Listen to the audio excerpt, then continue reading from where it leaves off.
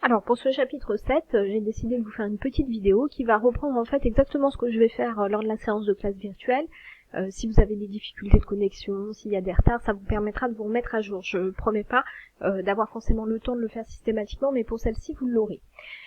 Donc je vais vous demander de vous munir de vos cahiers et sur ces derniers, de marquer les éléments essentiels du cours que je vous notifierai à chaque fois, à savoir ici chapitre 7, donc les roches sédimentaires, le titre de notre chapitre, et la problématique qu'on va essayer de résoudre ensemble. On a vu déjà que effectivement les roches étaient transformées par des processus d'altération au cours du temps. Ici vous avez effectivement les images qui reprennent une altération sur un granit qui d'une roche saine va petit à petit se transformer en un élément dissocié qu'on appelle l'arène granitique. Donc on va partir de ces connaissances-là pour essayer de se poser la question, oui, effectivement, on a vu ces processus d'altération, mais que deviennent les éléments qui sont issus de cette altération? Donc c'est ça qu'on va résoudre ensemble. Alors la première petite chose, c'est que les éléments, c'est d'ailleurs par là qu'on commencera, il y a des éléments qui sont des éléments solides, des particules, comme les particules de l'arène, et des éléments qu'il ne faut pas oublier, qui sont des éléments qui passent en solution, qui sont ioniques, comme on peut le voir ici sur le bécher, dans lequel on plonge l'arène et pour lesquels la couleur de l'eau change et est modifiée, puisque on a ces éléments qui sont passés en solution. Alors le travail que vous allez avoir à faire à partir de là. Donc on va travailler ensemble sur le TP11. Il est bien entendu indispensable que vous marquiez le titre de ce TP en rouge en haut. Donc ce TP11, on va essayer de voir comment les éléments sont transportés. Et quand je parle des éléments bien entendu solides, mais également des éléments, comme je vous l'ai dit tout à l'heure, qui sont sous forme soluble, c'est-à-dire mélangés à l'eau. Donc les deux points qui sont en dessous, c'est les deux points, en fait, qui sont nos points d'introduction, les connaissances qu'on a déjà du chapitre 6. Donc on sait déjà que l'altération des roches produit des éléments solides, du gravier, du sable par exemple, et des éléments solubles qui sont mélangés en suspension dans l'eau, c'est le cas des ions. Tous ces éléments, on sait qu'ils vont être transportés par l'eau de pluie, dans les rivières. Donc le travail que vous avez à réaliser pour cette semaine va être le suivant. Vous allez avoir deux documents à télécharger, un fichier Excel et un fichier PDF qui sont tous les deux sur Pronote. Donc je vous montre. Alors sur votre cahier de texte, vous allez trouver plusieurs informations. Première chose, je vous ai remis un lien sur le tuto pour déposer votre travail sur Pronote. Donc à vous d'aller le voir si vous en avez besoin. Vous allez avoir les documents, le document PDF, le document Excel qui comporte les tableaux et les données dont vous allez avoir besoin pour réaliser le graphique. Et également un lien, c'est le lien sur une vidéo qui présente le fonctionnement de la rivière, chose que vous allez voir à l'intérieur du TP numéro 11. Donc vous allez retrouver ces deux documents ici et vous aurez la possibilité à cet endroit-là de déposer votre travail. Dans le casier, c'est impérativement ici et pas ailleurs que je vous demande de le mettre pour tout un tas de raisons, notamment parce que comme ça je peux vous remettre la correction directement. Voici le fichier PDF que vous téléchargerez. Donc dans ce fichier, en fait, vous allez avoir des zones cliquables. Donc il va falloir simplement cliquer dans ces zones et remplir au fur et à mesure les informations qui vous sont demandées. Donc, votre nom, votre prénom en haut. Et puis ensuite, question après question, les réponses que vous allez directement saisir dans le document. Vous penserez à bien enregistrer ce document à la fin, parce qu'il faut que vos réponses soient dedans, avant de le redéposer.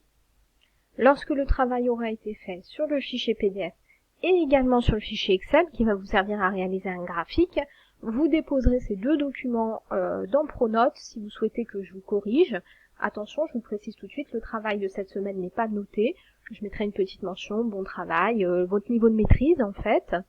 Il y a le tuto pour déposer le travail si vous avez encore du mal. Une fois que vous avez déposé votre copie, pensez à aller voir la correction. Si je notifie un petit peu les difficultés, je passe en rouge ce qui n'a pas été bien fait. Donc allez voir la correction de votre copie. Si ça vous est possible, vous imprimez, comme ça vous collez dans votre cahier. Si c'est pas possible, vous marquez simplement TP11, voir le cahier de texte à la date due, et vous mettez bien la date, donc la date de cette semaine, pour pouvoir retrouver votre travail par la suite. Alors, on vient au contenu de ce TP11. Donc on est en train de se poser la question, comment les particules et les ions qui ont été arrachés lors de l'altération vont-ils être transportés et se redéposer un petit peu plus loin pour former des roches. Donc l'exemple que vous allez étudier au travers de votre TP, ça va être celui de la Loire, qui transporte des éléments qui sont issus de l'érosion du Massif central. Donc le Massif central se situe ici, et ces éléments vont être pris en charge par la Loire et elle va s'écouler selon un trajet qui est représenté là jusqu'à la Loire-Atlantique où finalement elle se jette au niveau de l'océan Atlantique. Donc vous allez observer les différents échantillons dans le TP qui ont été prélevés.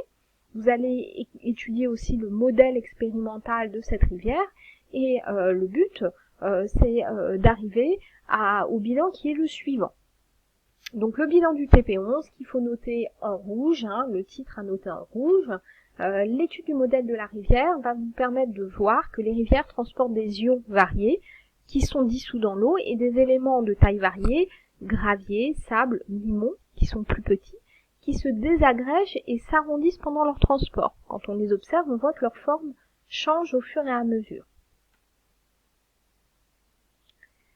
Je vais un peu vite, mais vous pouvez revenir ou stopper la vidéo au besoin. Donc, le transport de ces éléments va dépendre notamment d'un facteur principal, c'est la force du courant. La force du courant va déplacer les particules, donc les petites particules les plus légères seront mises en mouvement, mais pour déplacer les particules plus grosses et plus lourdes, ça va dépendre du courant. Si le courant est fort, ces grosses particules ou ces éléments plus lourds seront déplacés. S'il n'est pas assez, ils vont finalement tomber au fond du ruisseau, de la rivière ou de la mer. Dernière chose, c'est ce qui est illustré ici, ce phénomène de dépôt par taille, par granulométrie, dans le modèle de la rivière. Donc dernier élément, ces éléments se déposent au fur et à mesure, par ordre décroissant de taille, c'est ce qu'on qualifie de tri. Plus ils sont légers, plus ils pourront être transportés loin. On termine notre bilan de cours pour cette zone numéro 11. Donc quand ils se déposent, quand ils vont tomber au fond, ils vont former ce qu'on appelle des sédiments. Donc j'ai souligné le mot parce qu'il sera dans votre fiche de révision, il est important. Et ces sédiments, au cours du temps, ils vont tomber les uns sur les autres et ils vont s'accumuler, alors soit dans le lit des rivières, c'est-à-dire au fond des rivières, soit au fond de la mer. Voilà pour la séance d'aujourd'hui. La semaine prochaine, on abordera le TP12 pour montrer comment on passe des sédiments aux roches sédimentaires. C'est pas la peine de le noter tout de suite, c'est juste un aperçu sur ce qu'on verra la prochaine fois ensemble.